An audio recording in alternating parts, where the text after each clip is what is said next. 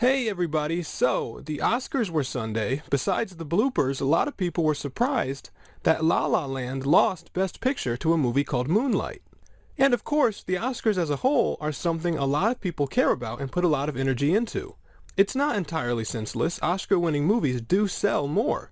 And filmmakers or actors who win Oscars get a lot more opportunities. So a lot of energy is put into winning them. Studios take out advertisements in newspapers, there's politicking with Academy members, actors choosing roles just to try to win, and so on. Likewise, people have spent a lot of time trying to figure out how to win them.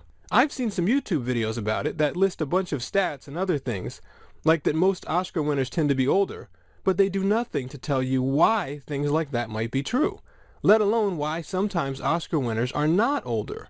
And likewise, why very often the movie that ends up having the best reputation later, like Citizen Kane, will lose out to How Green Was My Valley, which no one even remembers now.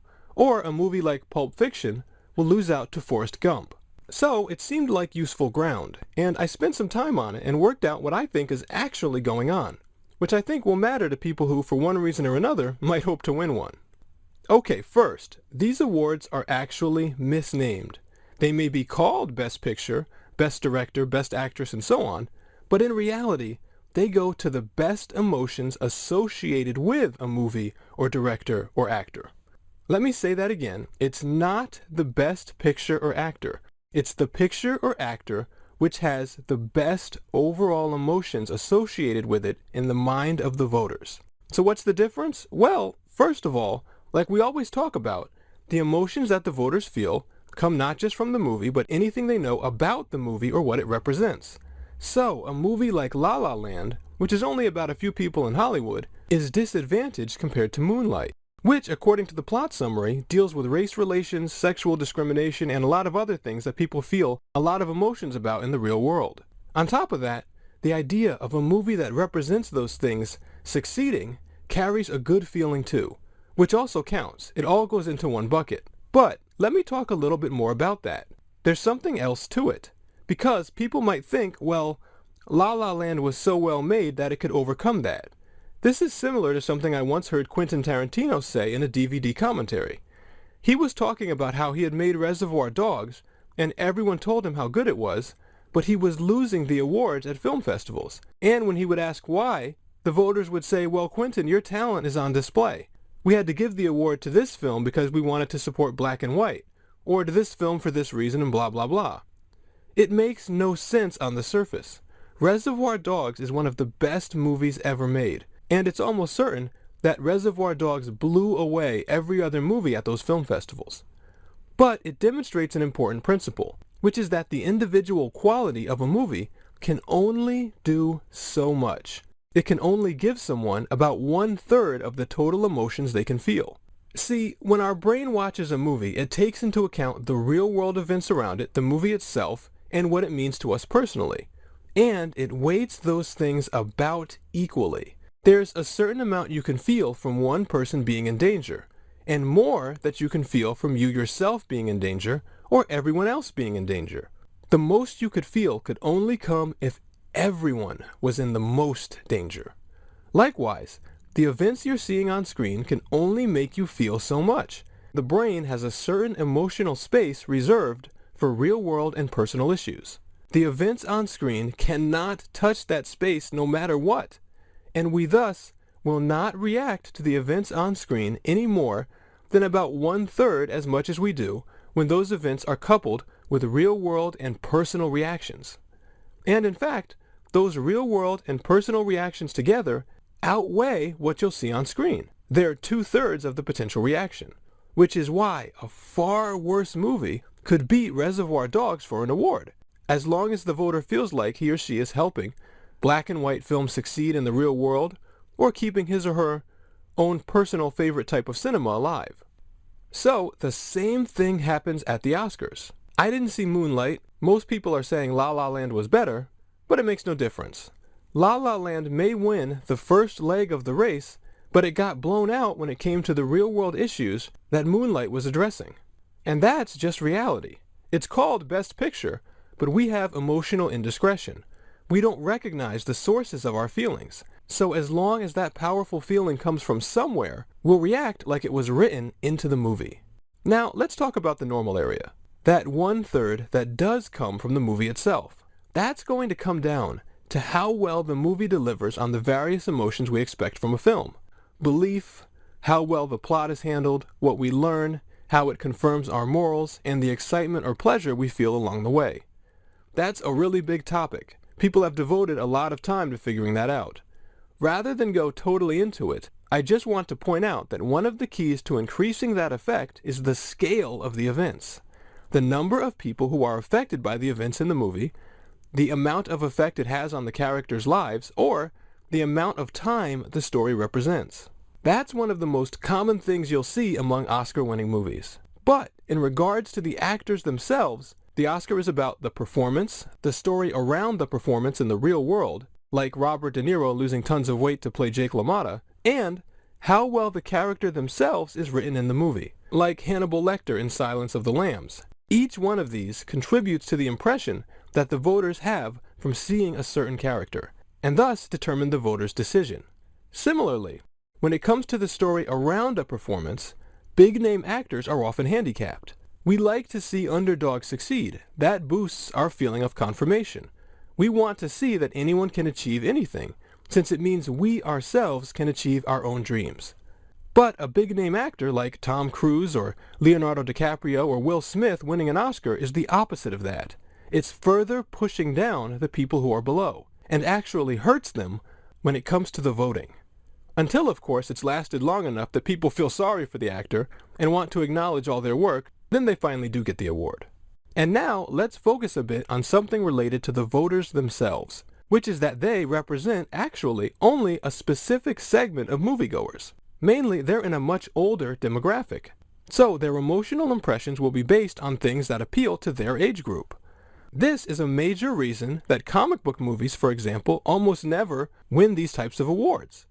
People often think of it as a type of bias, but the main appeals of those movies, seeing the characters in real life, the group belonging among the fans, the action, the simplified morals, literally don't work for people who are outside that social environment or over a certain age group. If there wasn't the alpha story of Heath Ledger dying, it's almost guaranteed that his performance wouldn't have won either, despite how good it was and how incredible The Dark Knight was as a movie.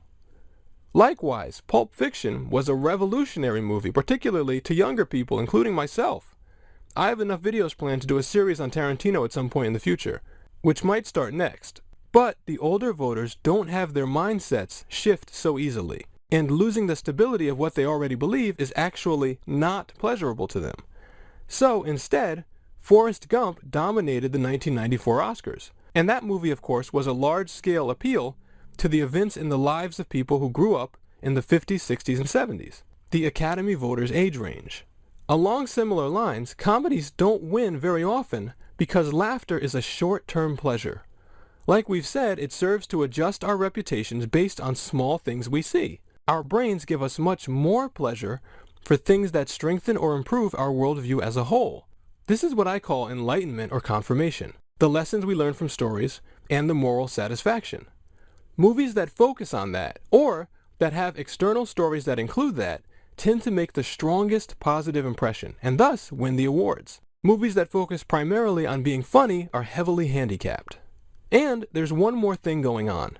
Just like we talked about the movie itself and the real world being two of the things that matter, there's also what is happening with the individual voter and what the movie means to them. Before, we used this in the Zendaya video to talk about how people can dislike a movie character that would threaten their own reputation in real life.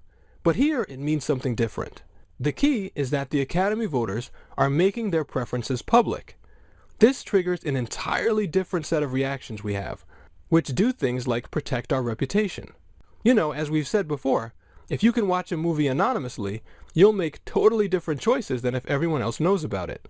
In this case, voters have to pick movies that also bolster or protect their own reputation as the Academy of Motion Picture Arts and Sciences, or members of it. This can result in movies like Citizen Kane, which have an upstart director who may be seen as arrogant, and which threaten a powerful figure in the media like William Randolph Hearst at the time, losing out to something safe and forgettable, like How Green Was My Valley. But This is also one of the major reasons that you get the genre of Oscar bait. Not just the movies that have huge scale, but movies that are purposefully long and have large budgets. If a movie is seen as putting a lot of effort and investment into winning an Oscar, that will affect the way the voters feel about recognizing it, because it will include the urge to return the respect that the studio and filmmakers gave them. Likewise, someone who insults the voters for any award has essentially no chance of winning for the same reason. You can observe this pretty easily yourself. People would consider it common sense, but here we're describing the actual emotional inner workings of it. And when people seek Oscars, you can see the battle between movies with great outside stories, like Underdogs, competing with the huge Oscar bait movies that appeal to ego emotions. And our feelings actually do some very complicated measuring there. But anyway, we just ran through like a million things, so let's summarize the key points as to what makes a movie win an Oscar.